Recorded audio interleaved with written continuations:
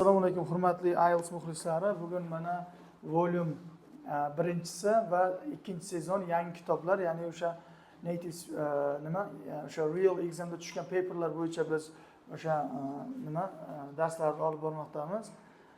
Testimiz 4-test, 3-testni ham yaqin orada internetga yuklaymiz, xudo xolasa. Demak, bizda bu yerda hozir Music Alive Agency ga telefon qilyapti. Ayol kishi telefonda o'sha qabul qiluvchi administrator, erkak kishi telefon qilyapti.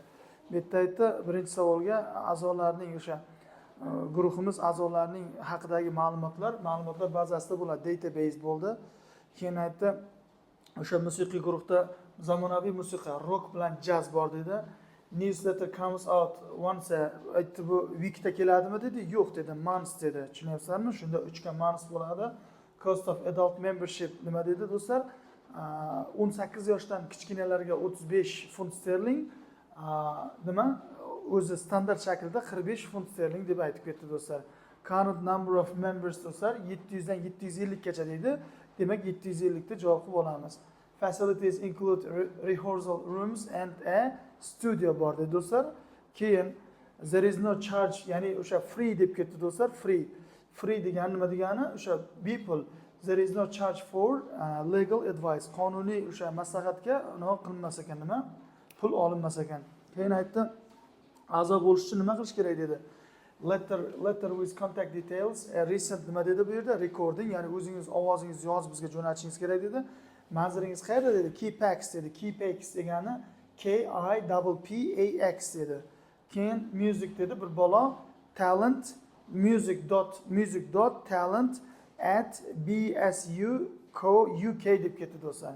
Demak, mana shu yerda section 1 imiz tugaydi. Section 2 ga o'tamiz do'stlar. Endi section 2 da aytyapti information for participants in the Albany fishing competition. Albaniyada o'tkaziladigan baliq ovi musobaqasida qatnashish uchun ma'lumotlar do'stlar. Bu yerda aytyapti, keyword qilib olishimiz kerak.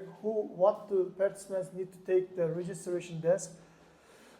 Qatnashchilar deyapti, registratsiya stoliga nimalarni olib borish shart? A form of identification olib borish kerak do'stlar. Birinchi cash dedidagi uni muhim emas dedi. Ikkinchisi competitor number, uni ham muhim emas, lekin mana bu a form of identification kerak dedi. Ikkinchisi what does the entrance fee to the competition include desa, aytdiki equipment for fishing, ya'ni hook dedi, ilgak, o'sha qarmoqqa nimalar zarur bo'lsa o'shalarni berar ekan, o'sha to'lov qilganingiz pulida ichida bo'ladi. 13 ga do'stlar aytdiki, participants aytdiki, baliq tutishga litsenziyasi yo'q bo'lgan o'sha qatnashchilar nima qilish kerak dedi? Ular internet orqali apply qilish kerak o'sha litsenziyaga dedi. C bo'ladi.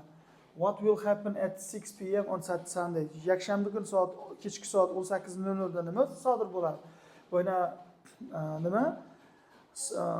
Jurilar bor-ku, sudyalar qisqasi o'sha tutilgan baliqlarning kilosini, uni rangini va boshqa narsalarni nima qilar ekan, baholar ekan har bitta ovchining balig'ini. 15 dan 20 gacha do'stlar map bu yerda berilyapti. Mapga keladigan bo'lsak, birinchi saytda G dedi, registration area ni do'stlar. Mana bu yerda daraxtzorga yaqin joyda dedi. Mana bu yerda daraxtlar bor do'stlar, mana G. Keyin shore fishing area ni aytdiki, A do'stlar, mana o'zi mana bu dengiz bo'lsa, shore fishing area o'zi qayerda bo'ladi? Mana A da bo'ladi. Ha, barakalla. Undan keyin boat launching area C da turibdi mana do'stlar, C da. Boyagi o'sha qayiqlarni ijaraga olish joyi mana C da turibdi. Keyin judging area da, ya'ni o'sha baliqlarni tutgandan keyin sudyalar ko'radigan joy bor-ku, jurilar. O'sha H da bor mana. Keyin dining area bu D da bor dedi, D da. Lighthouse ga ketayotganda o'sha yo'lda chiqadi dedi.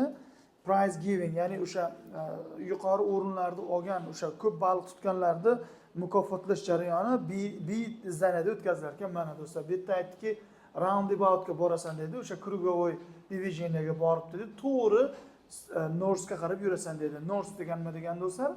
Shimolga qarab yurasiz, oxirida dedi, o'sha joy siz topasiz dedi. 3-sectionga o'tamiz, ladies and gentlemen. Mana 3-sectionda Max bilan Abby o'sha san'at ko'rgazmasida ular san'at ko'rgazmasini nima uchun intizorli bo'lib kutyapti? Ular o'zlarining ishlarini odamlarga ko'rsatish kerak edi. Showing people their work. A bo'ladi.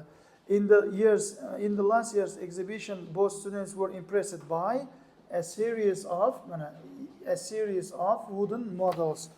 O'sha yog'ochdan yasalgan modellardan ular hayratga tushishdi. 23 ga do'stlar, what was Max decided to call his display? U aytdiki do'stlar, o'zining o'sha ko'rgazmasini nima deb atar ekan? Mother Nature, ona tabiat deb ataydi. Ikkovim to'g'ri kelmaydi. Seasons ham views of farmland deb o'zi aytib ketdi. 24 ga javobimiz A bo'ladi.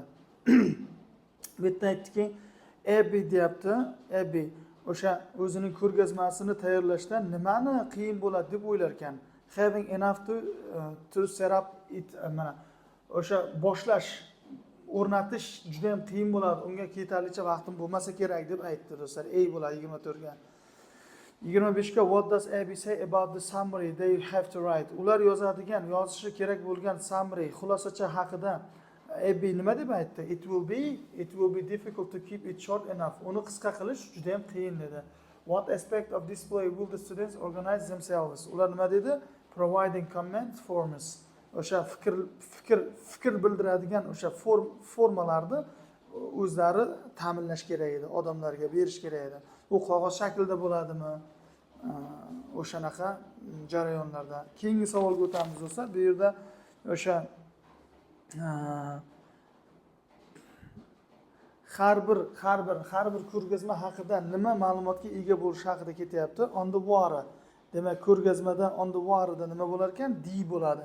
The painting technique da o'rganish mumkin ekan do'stlar. City life'da B, the sense of space, joyni qadrlash anosini, hissini tuyish mumkin ekan. Faces'da, yuzlarda esa realistic colors, ya'ni o'sha real bo'lgan, haqiqiy bo'lgan ranglarni ko'radi. Moods, kayfiyatlarda esa C bo'ladi. Unusual interpretation of the same, ya'ni o'sha noodatiy, o'sha mavzuni noodatiy tarjima qilish C bo'ladi do'stlar. Demak, 4-sectionga o'tamiz do'stlar. No more than 2 words deyilgan. Ikkita so'z qo'yasiz maksimum deyapti. 4-sectionda do'stlar, bu yerda aytilyapti, jarayon shundan iboratki, bu yerda o'sha o'rmon mangrove degan joy bor ekan, o'shani backgroundida, ya'ni o'sha orqa fonida nimalar bo'lyapti, yuz beryapti. Ular o'sha forestlar nima qilar ekan do'stlar? O'sha qirg'oqdagi maydonlarni himoya qilar ekan nimadan? Flooding, ya'ni suv toshqinidan. Xo'p, keyingisi mangroves had been used by farmers as firewood. Mangroves do'stlar o'sha fermerlar tomonidan o'sha firewood degani yog'och sifatida ishlatilgan do'stlar. 33 ga do'stlar, mangroves were poisoned by the use of fertilizers do'stlar. Mangrovelar bor-ku, o'sha yerni unumdor qilish uchun azot yoki masalan bunaqa kimyoviy moddalar sepiladi-ku yerga, o'shalarni ishlatgandan ular zaharlanibdi. Keyin local people used the mangroves as a place to put their trash. Mahalliy odamlar mangrovelardan o'zlarining musorlarini tozalash, musorlarni o'sha mangrovelar ichiga qo'yish sifatida foydalangan. Keyingisi barrier which was made of sand was constructed deyapti. Ya'ni qumdan tayyorlangan devorlar deyapti, qurilgan. Keyingisi the seeds of the grey mangrove were used. Kulrangdagi mangrove urug'lari ishlatilgan. 37 kept in small pots in a hot house. Issiq uylarda saqlangan. Water with nima dedi? Rain water. Bu yerda do'stlar sizlar chalg'itib salty ham deb ketdi. O'shanda chalg'imaysiz, chunki saltyni boshqa gapda aytdi. Keyin oxirida water with rain water deb ketdi. 39 da rabbit bo'ladi do'stlar. A risk from the large rabbit population. Quyonlar, yovvoyi quyonlarning o'sha yovvoyi quyonlar bularga ziyon yetkazishi mumkin ekan do'stlar. O'sha urug'lariga. Keyingisi the young plants were destroyed in a storm. Ya'ni bo'ronda o'sha yangi unib chiqayotgan anolar, o'simliklar nima ziyon yetishi mumkin ekan do'stlar. Bugun do'stlar o'sha endi mana shu yerda IELTS listeningimizda 4-testni o'z nihoyasiga yetadi. Bizni kuzatishda davom eting. Inshaalloh keyingi videolarda ko'rishguncha xayr, salomat bo'ling.